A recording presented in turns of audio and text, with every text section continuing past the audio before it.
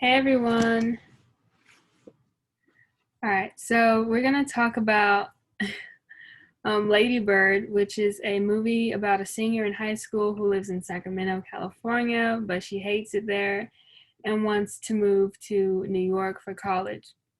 However, her mom is totally against that, even though her mom is really loving in a way that may be different. She still really cares about her daughter, and Lady Bird does struggle with her identity in high school, and we're going to talk more about that in the cinematic conversation.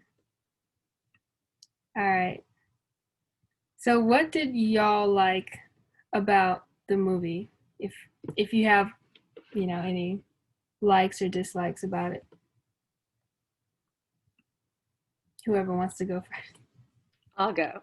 Okay. So, I just really love this movie. I think it is really interesting and it's very Greta Gerwig. Like you can really see her style here. Obviously the writing is really amazing and she kind of writes with like a lot of these smaller scenes that ultimately build up this great big picture. And I think she does a really great job here with Lady Bird, and she's able to manage like all of Lady Bird's individual relationships completely separately, which I think is really interesting. She has a separate relationship with her dad, her mom, her best friend, Kyle. And I think that's really well written and very important. And then another aspect that I see a lot that is very Greta Gerwig-esque is that there's a lot of use of color to tell the story. There's a lot of, like, for example, Lady Bird is kind of the color pink. She wears like the pink prom dress and her hair is pink and her cast is pink, but a lot of the elements of Sacramento are blue. The house she loves is blue. There's like the scene where she's in the pool with Jenna and the pool is blue. A lot of the characters wear blue clothes. So I feel like Greta Gerwig uses that color to show like how much Lady Bird kind of stands out in her own world and how she doesn't necessarily fit in. So I feel like those were just things that I've seen before in the director's style that just like really spoke out to me, I guess, when I was watching.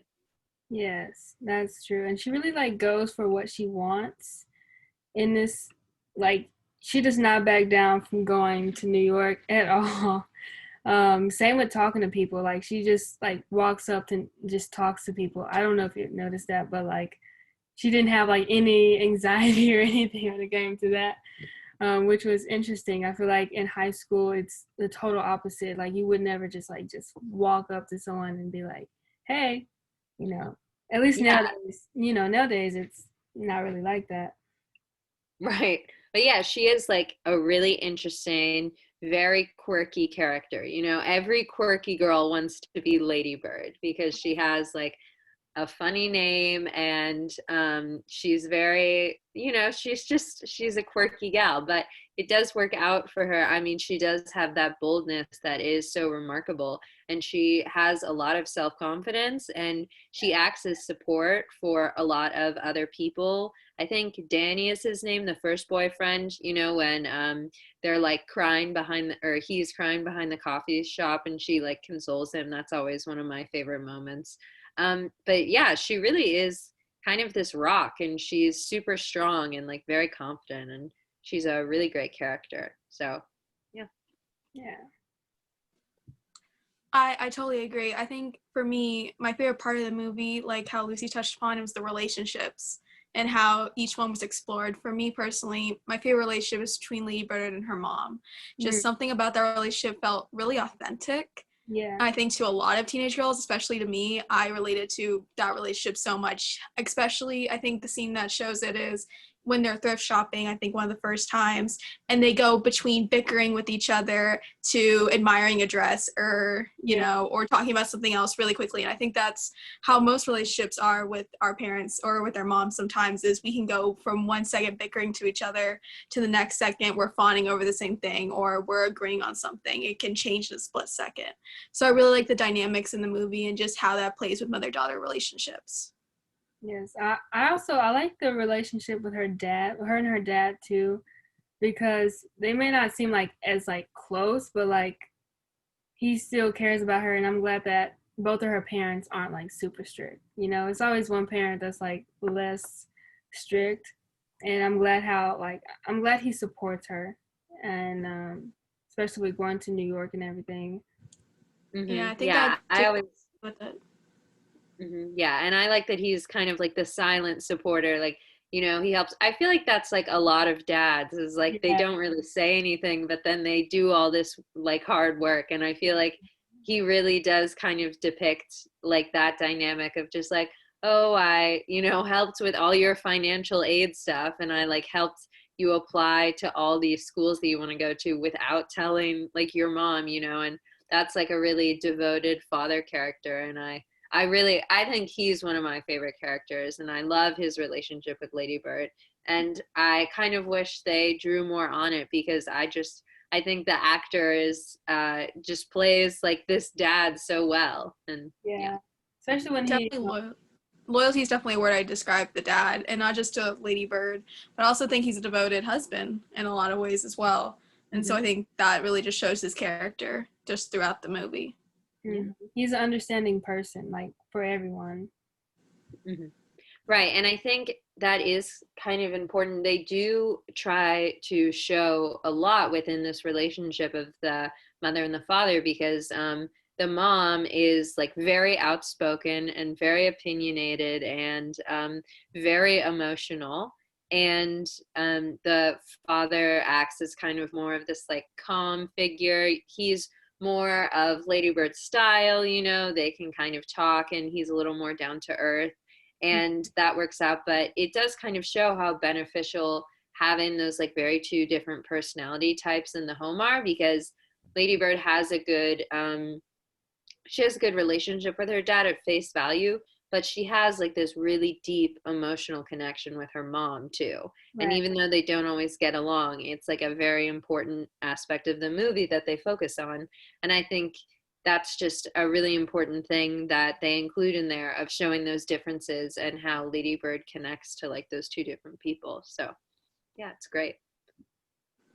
Visually speaking too, like between Lady Bird and her mom, at least, like they, if you look at it a little closely, like visual style wise, like they both have the same haircut, they're both the same height, and there's a lot of shots where, well, I mean, a majority of the film is shot still cam, but there are some specific shots where you have or the blocking and the positioning of the two characters is parallel in a way that like it makes you look at them as sort of reflections of each other. You know what I mean? Maybe just like who is it? The dad said they both have very like strong personalities, so you sort of like see you see each person within the other. Also, sort of going off of that because we were talking about characters specifically. For me, the thing that really like, my favorite part of the film at least was the fact that like I feel like every person who had a speaking role in the film, they were developed really well as a character, even if they were like only there for a few seconds. There was enough time for them to sort of play to some sort of character trope or something relating to early 2000s. Like even the gym coach that taught theater, that was especially pleasing to me, or not pleasing, but like No, yeah, just funny to me. Right. Yeah, but yeah. Yeah. Well, and I do think that's absolutely true. Like the character development is just amazing. Like specifically, I always think like a really powerful character is the priest, like the priest who originally directs all the plays. And he like isn't super related to the plot, but they like develop him so well and give him like this whole incredibly emotional backstory. And it's just like really amazing. I do think like everyone does sort of play this trope. I mean, because Kyle is like the pretentious, you know, kind of just like just the weird guy who kind of thinks he's better than everybody. He is so hilarious when they have that whole argument where he basically tries to get Lady Bird to stop talking by saying, "Oh, but like war's going on," and Lady Bird is like, "There are things that aren't as bad as war that you can still talk about."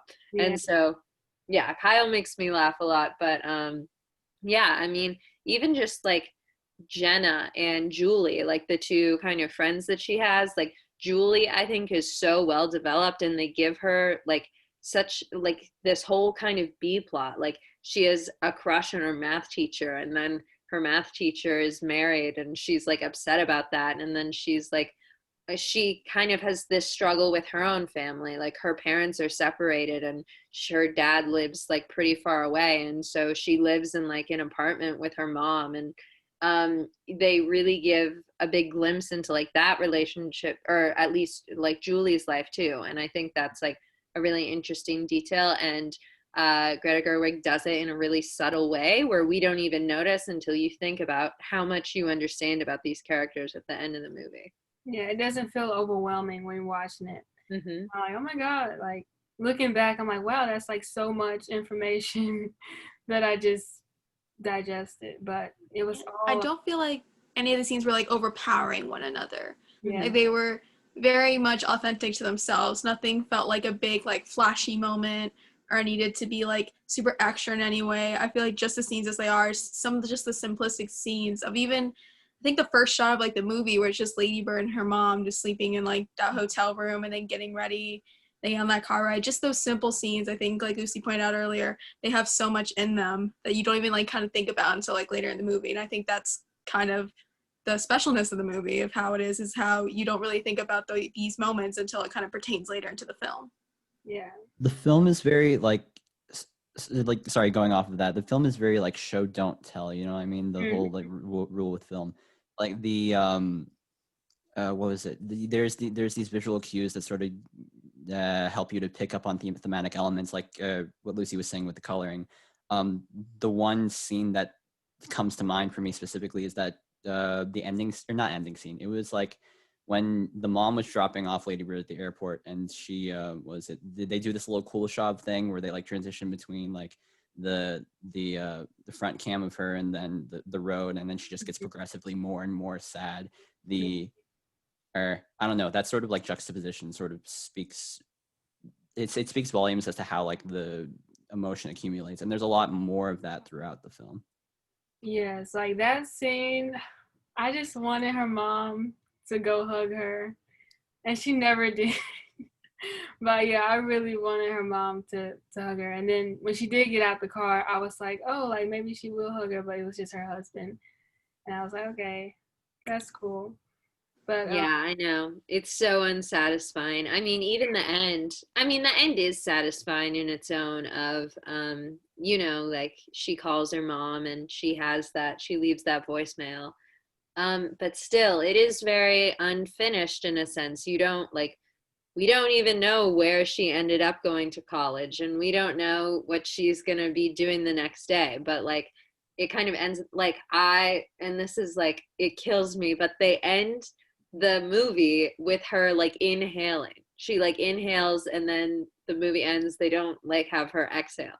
And that just like always kills me, because it's like they just don't want to give you any ending at all. But I think it is so important because, you know, it's like the beginning of Lady Bird's adult life. right. So what's important about it is that like there is no ending. This is just the beginning, and like you've kind of seen the backstory of it, but like, you know, now she's like come of age and it's time for it to start the new chapter. But that is always like, I'm always like, I just want to know more. Like these characters are so interesting. Like what happened to Julie? Like the whole thing. Yeah, It's really a bittersweet moment, like to say the least. yeah, I've seen so many movies and shows that just end off with like a massive cliffhanger, and they're just all either really happy or you don't really know what's going on next. But that's a lot of the beauty of filmmaking, you know. There's a lot of um like artistry that's like meant to put you on edge, I guess, you know. You have to, it like makes you think about it a lot. And that's what makes the movie so good, is because she does come up and call her mom afterwards, but it does still put you on, kind of the edge of your seat, I guess. Yeah, and her mom didn't even answer, so it was just a voice. And I'm like, what Yeah. would her mom have said? Mhm. You know? Yeah, but that's kind of the point of just like keeping it open and just like we don't know. But it really is like Lady Bird's story essentially. So it's almost better that she doesn't have this conversation with her mom because she's just able to say what she wants to say. Yeah. And yeah, and I think we all kind of feel this movie in particular because we're all like juniors and seniors, like getting ready to like we're all yeah, most of us are the same age as Lady Bird, which is weird to think about. Yeah. um but yeah, I mean, this is so, it feels so close to home because even if you don't have a similar situation as she does like at home, we're all like at some point gonna like go off and have to be at like on our own, and that's a lot to deal with. And then to see, I mean, for me it's like obviously the ending isn't like sad, it's bittersweet, but when we don't get to see like the end and what happens, it's like, oh no, is she gonna be okay? Like, because it's like, am I gonna be okay like Right. next year when this happens? So you definitely feel for her a lot because we're in a very similar situation.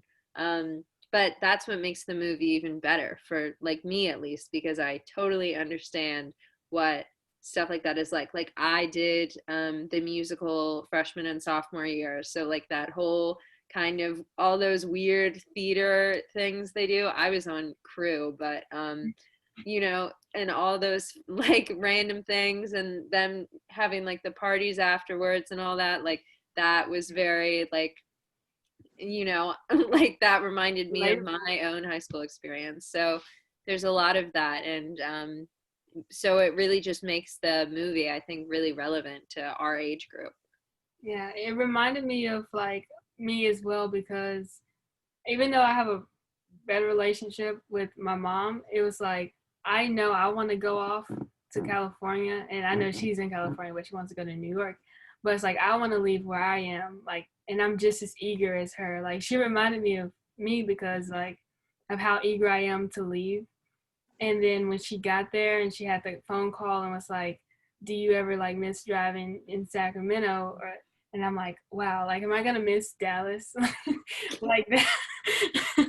Because like thinking about it, I don't feel like I'm gonna miss it. You don't feel like you're missing anything until you're gone, and Mm-hmm. it's like, oh, like I do miss it a little bit. So it made me think about like, would I feel that way when I moved? Yeah, no, Mm-hmm. this relates to I think so many people, and I even because I watched it last night and today I did a college tour, and I'm just like thinking it's very timely for me at least, and just thinking of like you said, how much I'm just gonna miss where I'm at in life and the people around me and my friends. It's very much a relatable story that I feel like even if you don't get like this teenage experience in the early 2000s, I think it can relate to so many others, whether you grew up in the 90s, 80s, etc. Teenage experiences are so universal, and I think that's what this movie plays on so well. Yeah, and it really reminds you to like be present. Cherish the moment for Yeah, sure. for sure. Going Yeah. off the relatability point, it's also sort of something that helps, or something helps with that is the fact that it is open ended, like we said. Was Arya mentioned that like the having these like gaps to fill in and like having to make you think.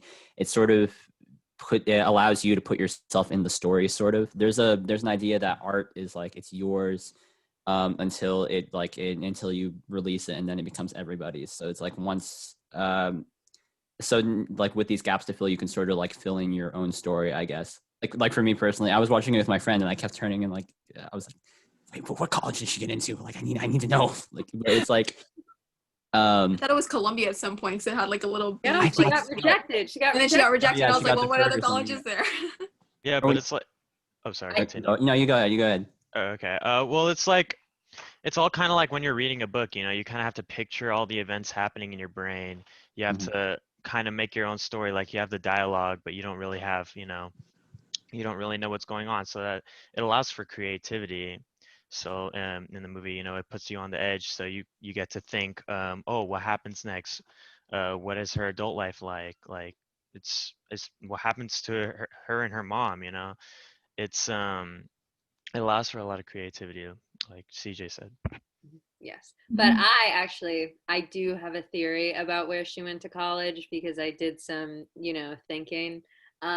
Because so she gets rejected from Columbia, but her little like admissions packet she gets in the mail is blue. So it's like, oh, what other school in New York City is blue?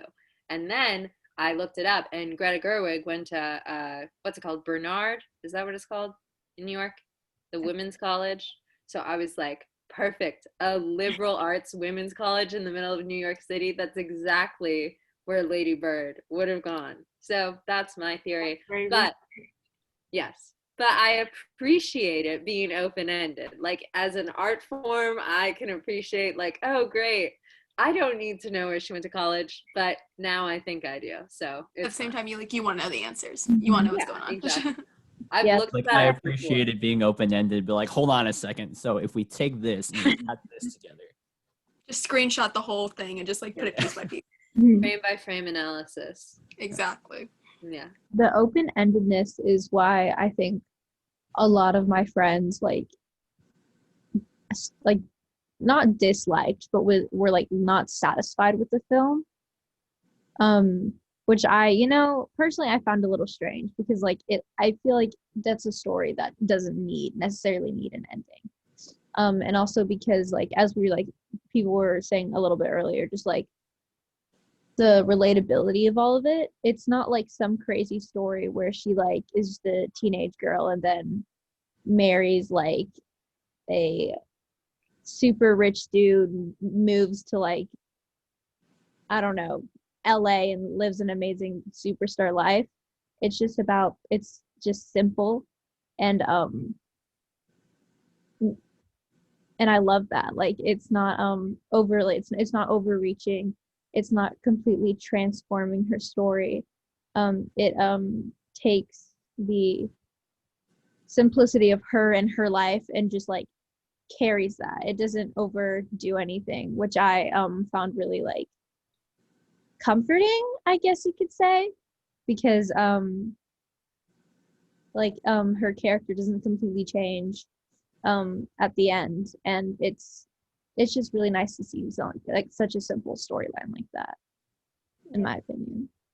Yeah, and I had to learn how to like appreciate movies like that at first, because I think for me, like I always expect some like huge ending, like a huge conflict or a huge climax.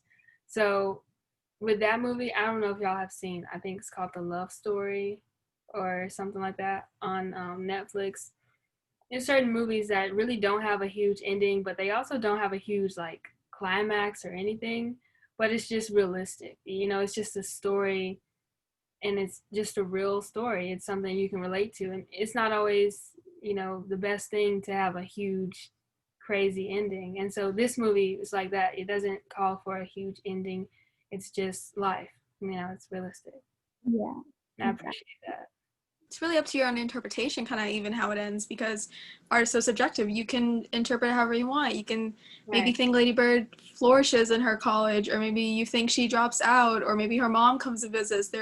It's open-ended questions at the end of the day that you can fill in the blanks for yourself, and that kind of makes it more fun, I think, in my opinion, just a way you can interpret this piece.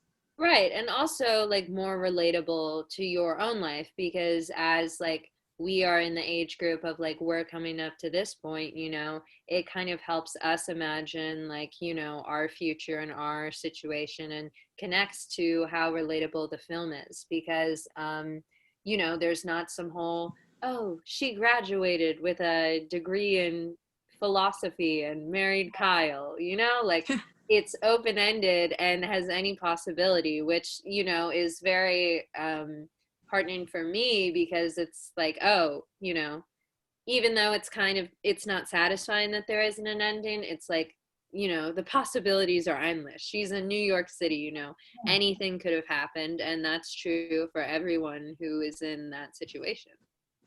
Yeah, I agree with that. And then this is kind of like a side note, separate from what we've been talking about at the ending. But you know, I always have like the internal rule of if a work of art mentions another work of art, it's always very intentional. So I looked into some of the things that are mentioned, and I know in like the first couple minutes they're listening to The Grapes of Wrath, which is the story. I'm sure you guys are familiar with it because it's very popular in high school classes. But it's basically about this like family who moves from Oklahoma to California in like search of a better life. And I thought that was like very, of course, like given that it's a Steinbeck, it does not end well. But you know, of course, I saw that of how Lady Bird is trying to move from California to New York and have like a better life, or at least like one of independence. She imagines it's going to be so much better. And then the second one I looked at was the play that they put on, the first one that they do, not The Tempest, but it's called Merrily We Roll Along. And that is about this guy who, and it's like the story of how he basically ditches all his friends to become famous, which is some very evident foreshadowing to what Lady Bird eventually does to Julie when she quits theater and just starts hanging out with Jenna and Kyle and all those people. So those were just like minor things that I just thought was interesting. You know, I mean, screenwriters are pretty smart. They like to put the details in there. So Yeah, that was really it was an interesting part. And her and Jenna actually kind of got along more than I thought they would. Even like when Jenna found out that she didn't live in the blue house, first of all, I was like, she shouldn't have told her that. I know. I was like, why would you do that? But oh well, I knew she was gonna find out.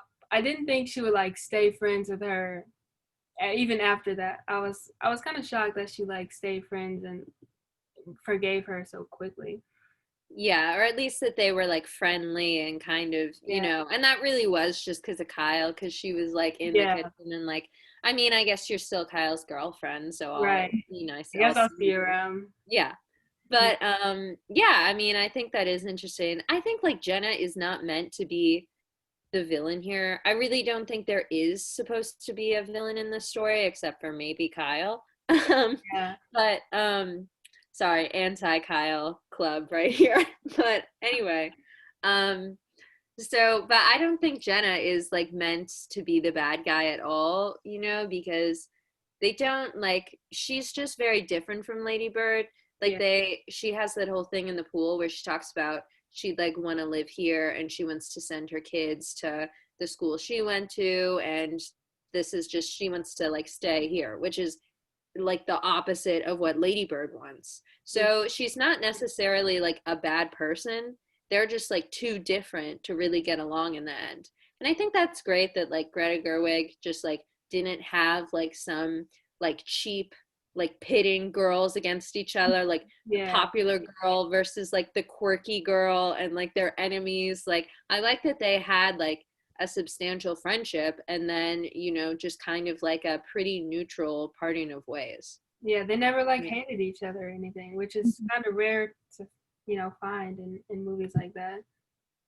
Yeah, there was no like backstabbing or any type of girl against girl drama. It's very natural, just kind of how some friendships even progress. It's like you start off maybe having something in common, you get together, you start to just form a connection, and then sometimes you have fallouts. Right. I think it's very evident. It even sometimes happens with Julie for a little bit there, where it's like friendship progressed, it kind of stopped for a minute, and you had a fallout, and then you kind of move on to your own little places, but you can still find your way back to each other, which I think was really nice. Yeah, I'm really glad that they did find their way back to each other, like on prom night. I was really satisfied with that because because at first Lady Bird didn't say what was on her mind. She was like in the car with them, with, you know, Kyle and Jenna and her boyfriend, and you know, they were like, oh, we don't want to ditch prom, and she's like, okay. And I'm like, no, like you know, you want to go, you know. And I'm so glad she said that.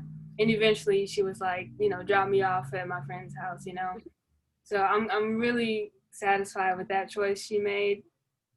Yeah, it kind of like tied things, like made it like full circle. Yeah. Which is nice. And also, Yeah, that was like, definitely the most satisfying aspect of this movie was like, That's what I was gonna say. It was the only part of the movie where I felt like it was the perfect ending. If like for their characters' relationship, Right. like if we had to end the movie somewhere like right there, I would have been somewhat satisfied with what happened between the two of them. and it shows how like even like if people do drift apart, like if your connection was like super strong, you like eventually find your way back to each other, and that's just really heartwarming.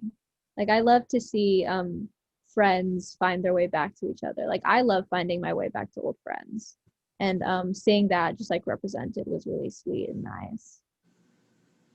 Mm-hmm. yeah, I mean they definitely have a complex relationship just because Lady Bird is like she's kind of jealous of Julie, or like she is. So they have like this very interesting relationship because sometimes Lady Bird is like very mean to her, like especially at the beginning and with those like few outbursts. And they have all that tension over Jenna because like Julie's kind of jealous of that friendship.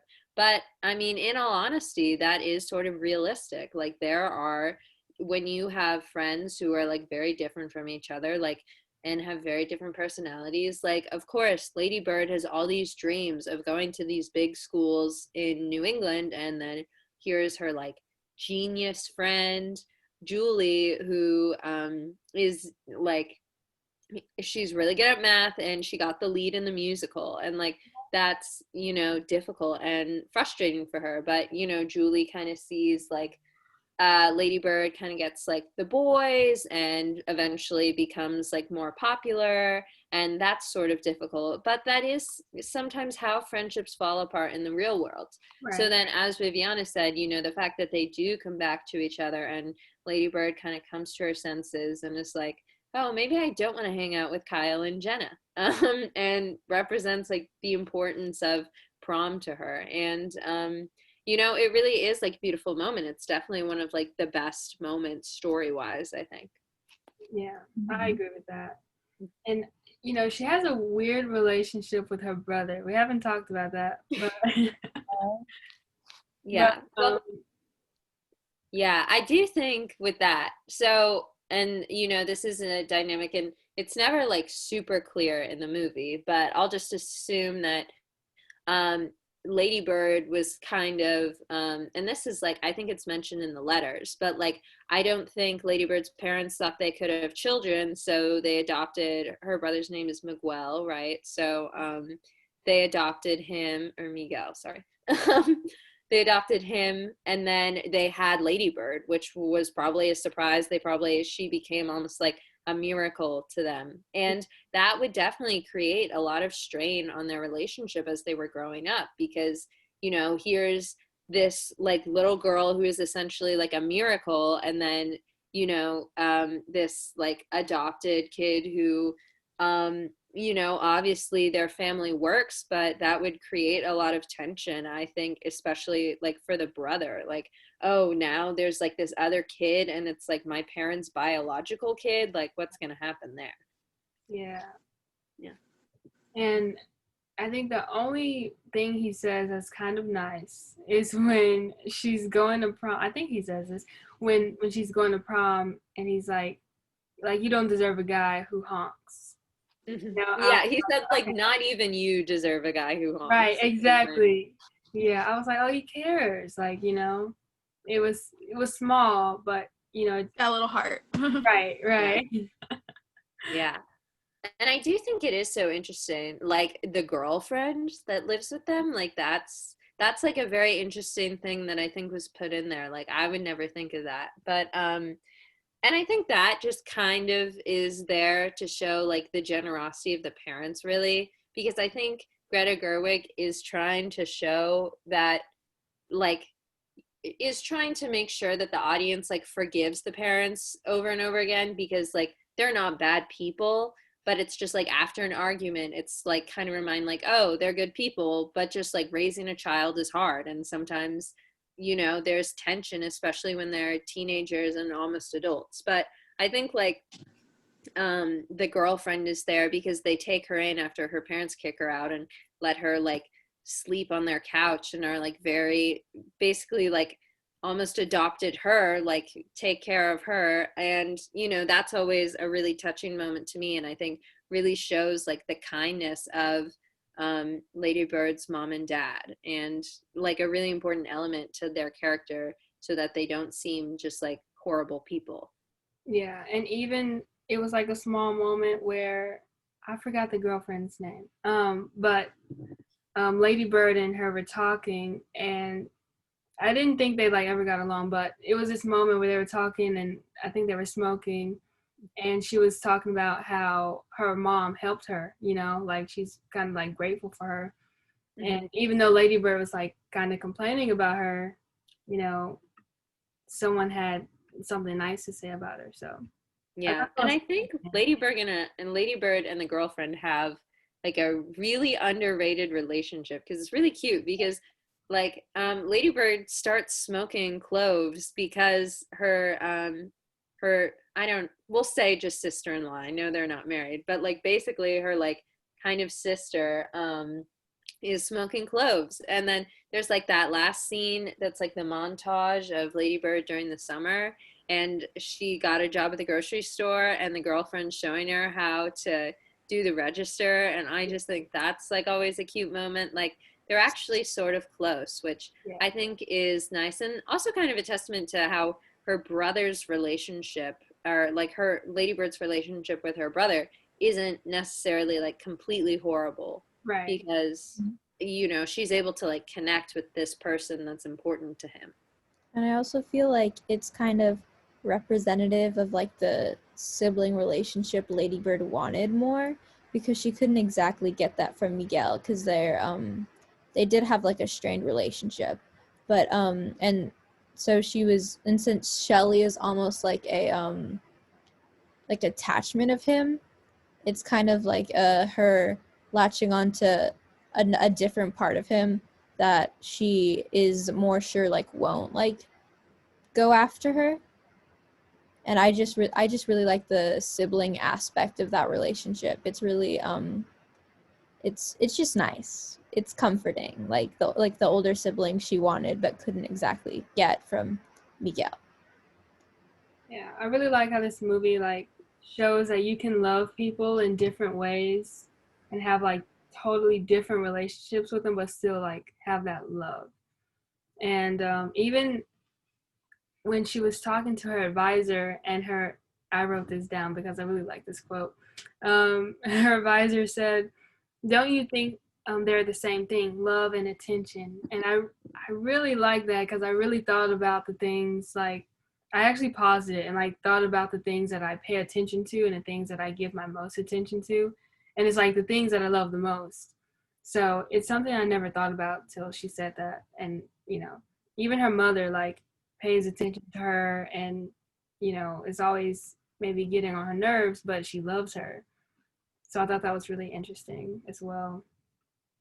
Yeah, that's a great moment. And I do think that is so important also to Lady Bird's character, because like the nun is basically like, "Oh, I can tell how much you love Sacramento." Right. And Lady Bird is like, "What?" Like and I think that's so important, because it really shows like the connection you have to like your roots, and how it's not necessarily as bad as you think it is. Like with her mom, she has these big arguments with her mom, but they actually have a very close relationship and she loves her dearly. Or Julie, she has these awkward moments with Julie, but they have a really great friendship at its core. And so it's kind of to show that like, oh, at face value, maybe this is frustrating to you, but it also holds importance. And I really do think this film was made for like our age group, of just like showing you like, you know, your background is important, and like as you move on, like you should hold on to that and hold on to like the memories from where you grew up. For us, like Dallas, you know, and Right. what you enjoyed here, and remember that as you get older, because you don't necessarily have to forget about that to like become a new person or to be in a new place.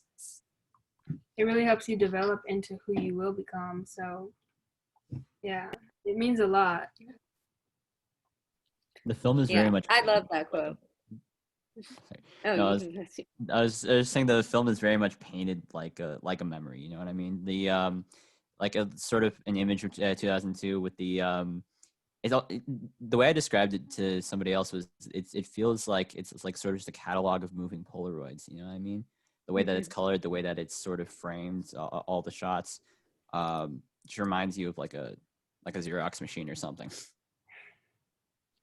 Yeah. Yeah, no, absolutely. The coloring is really interesting in the movie actually. And yeah, it is like it's kind of saturated, but not totally. It's just very like sunny, I guess is how I would like express it. And because there's like the one shot or very warm, not sunny, sorry, but like very warm. There's because the only one like shot where it's really cold light is that shot at the end when she like has to go to the emergency room and they like shine the light on her eyes and it's just like this really cold light and it's like so shocking against this like very warm atmosphere we've seen the whole time.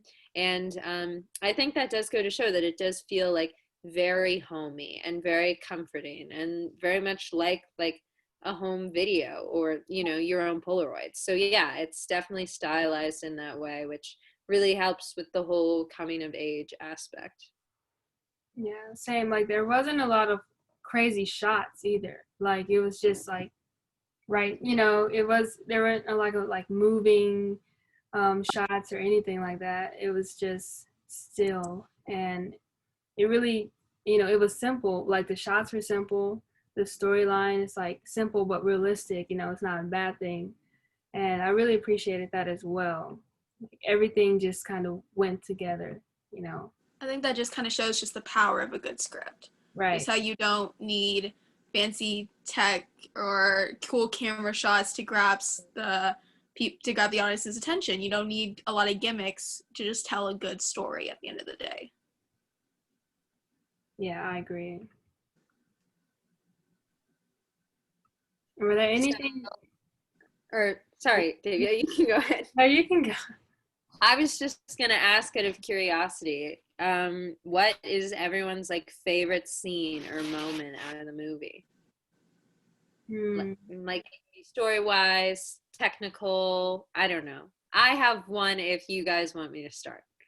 My favorite moment is the scene, the give me a number scene, where she has like that big fight with her mom and she's like and they're like, do you know how much money we spend on raising you? And she was like, give me a number. Right. And just like Saoirse Ronan just said, she does such a good job in that scene. And so I just love that one because it's like so real and just like really well acted. So that's my. Oh, I totally forgot to bring up that scene because when I first like heard her mom say that, like, there's no way you'll get a job good enough, I was like, what? Like, why would she say that?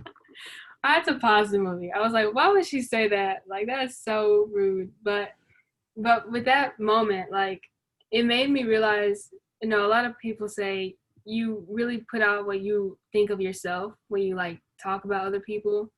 It's like a reflection of what you think of yourself. And with that scene, it was like she could never, like the mom could never see herself doing that, because the mom has like a mindset of we're gonna always be here type of thing. Like for as money wise and like wealth, I don't feel like she thinks that they're ever gonna be like millionaires or anything. While the daughter is like not that way, she has these dreams and she's gonna go get it. But the mom is like totally different in that. So yeah, like what she says reflects off what she sees for herself. But my favorite scene was probably one of my favorite scenes was probably when she went back to her friend for prom when they dropped her off at her best friend's house. I thought that was like really real, when you're just reconnecting. I thought that was really satisfying to me to see them reconnect.